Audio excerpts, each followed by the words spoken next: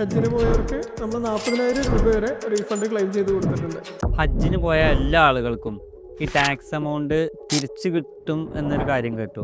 എന്താണ് ശരിക്കും അതിന്റെ സത്യാവസ്ഥ? ശരിയാണ്, പല ആളുകൾക്കും ഇത് അറിയില്ല എന്നുള്ളതാണ് സത്യം. ഹജ്ജിന് പോയവർക്ക് നമ്മൾ 40,000 രൂപ വരെ റീഫണ്ട് ക്ലെയിം ചെയ്ത് കൊടുത്തിട്ടുണ്ട്.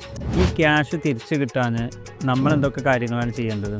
ടിക്കറ്റ് ബുക്ക് ചെയ്യുന്ന സമയത്ത് ഗവൺമെൻറ്റിലേക്ക് കൊടുക്കുന്ന എമൗണ്ടാണ് നമ്മൾ ഈ തിരിച്ചു മേടിക്കുന്നത്. അത് നമുക്ക് സിമ്പിളായിട്ട് ഒരു ഇൻകം ടാക്സ് റിട്ടേൺ ഫയൽ ചെയ്തിട്ട് നമുക്കത് റീഫണ്ട് മേടിക്കാവുന്നതേ ഉള്ളൂ.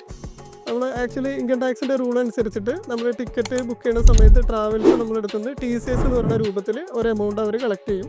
ഈ കളക്ട് ചെയ്യുന്ന എമൗണ്ട് നമ്മളൊരു ഇൻകം ടാക്സ് റിട്ടേൺ ഫയൽ ചെയ്തിട്ട് അവർക്ക് എമൗണ്ട് കംപ്ലീറ്റ് റീഫണ്ട് ആയിട്ട് കിട്ടും. ഏകദേശം ഒരു 35,000 മുതൽ 40,000 രൂപ വരെ ഈ ഒരു എമൗണ്ട് വന്നേക്കാം. ഇതിനു വേണ്ടി IT ഫയൽ ചെയ്യുന്നത് കൊണ്ട് സാധാരണക്കാരായ ആളുകൾക്ക് എന്തെങ്കിലും ബുദ്ധിമുട്ടുണ്ടാവുമോ? ഇല്ല, ഇതുകൊണ്ട് ആർക്കും ഒരു പ്രശ്നം ഉണ്ടാവില്ല. ഇൻകം ടാക്സ് നമ്മൾ ഒരു പ്രാവശ്യം ഫയൽ ചെയ്തു എന്ന് വെച്ചിട്ട് പിന്നീട് റിപ്പീറ്റ് ചെയ്ത് ഫയൽ ചെയ്യണമെന്ന് ഒരു നിർബന്ധമില്ല.